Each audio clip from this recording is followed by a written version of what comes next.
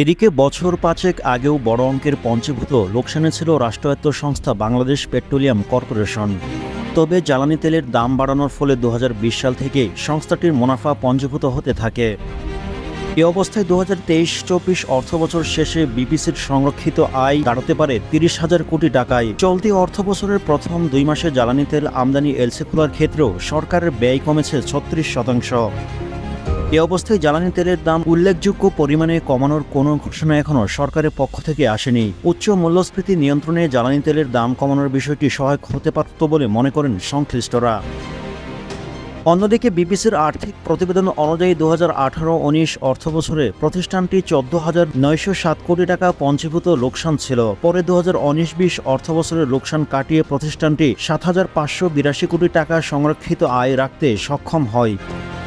এরপর থেকেই প্রতিবছর বিপিসির সংরক্ষিত আয় আরও মূল্যস্ফীতি হয় এবং ২০২২-২৩ অর্থবছর শেষে ২৭,৮৯৫ কোটি টাকা দাঁড়িয়েছে। চলতি অর্থবছরের বাজেটেও ২০২৩-২৪ অর্থবছরে বিপিসির ৩,৮৪১ কোটি টাকা কর পরবর্তী মুনাফা হতে পারে বলে প্রাক্কলন করা হয়। ফলে সর্বশেষ সমাপ্ত ২০২৩-২৪ অর্থবছর শেষে প্রতিষ্ঠানটির সংরক্ষিত আয় ৩০,০০০ কোটি টাকা দাঁড়াতে পারে বলে মনে করেন সংশ্লিষ্টরা।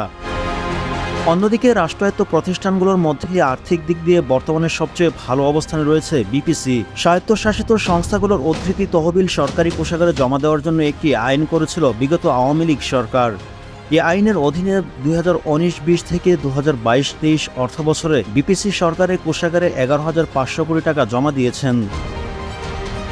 ২০২৩-২৪ অর্থবছরে সরকারকে কোনো অর্থই জমা দেননি সংস্থাটি। ২০২৩-২৪ অর্থবছরে বিপিসি ৫৫,৭৩৮ কোটি টাকার জ্বালানি তেল আমদানি করে। এর মধ্যে পরিশোধিত জ্বালানি তেল ছিল ৯,৩৮৫ কোটি টাকার, আর অপরিশোধিত জ্বালানি তেলের ব্যয় হয় ৪৬,৩৫২ কোটি টাকা। গত অর্থবছরে বিপিসি ৬৭,২৭,৬০১ টন জ্বালানি তেল বিক্রি করে, যা আগের ২০২২-২৩ অর্থবছরের তুলনায় ৮.৪২% কম।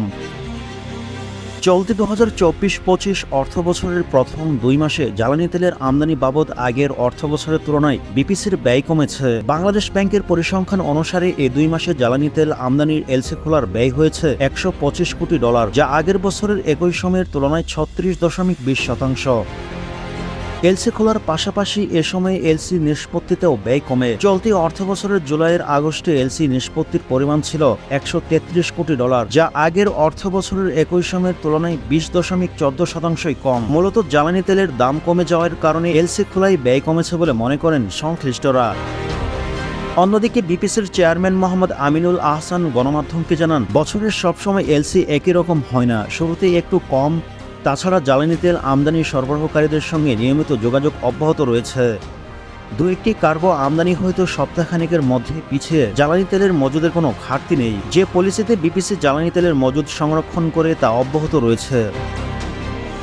অন্যদিকে জুলাইয়ে ইন্টারনেট সংযোগ বিঘ্নিত হয় এলসিতে প্রভাব পড়েছে কিনা জানতে চাইলে তিনি জানান, আন্দোলনের মধ্যে এলসি রেকর্ড হয়নি, নিয়মিতভাবে এলসি করা হচ্ছে। তবে সম্প্রতি বিপিসির বেসরকারি ব্যাংকের জ্বালানি তেলের এলসি পড়ছে, যা আগের স্বাভাবিক সময়ের চেয়ে বেশি। সরবরাহকারীদের আশ্বস্ত রাখতে বেসরকারি ব্যাংকে এলসি খোলা হচ্ছে।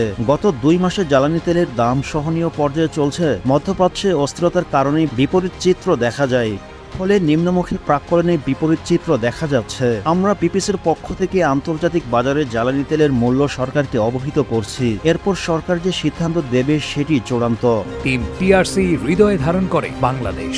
দ্য রিয়েল কনসালটেশন, স্বচ্ছ ভ্যাট আইনে দক্ষ ন্যায্য ভ্যাট প্রদানে। অন্যদিকে ক্যাবের জ্বালানি উপদেষ্টা ও জ্বালানি বিশেষজ্ঞ ডক্টর এম শামসুর রহমান জানান, বিভিন্ন খাতে সংস্কারের অংশ হিসেবে জ্বালানি তেলের সংস্কারের দাবি তোলা হয়। তারই অংশ হিসেবে জ্বালানি তেলের দাম নির্ধারণের বিষয়টি বলা হয়। সরকার যেসব পণ্য বা সেবার দাম নির্ধারণ করে সেটি যৌক্তিক ও ন্যায্য কিনা তা যাচাই বাছাই করার অধিকার ভোক্তাদের রয়েছে।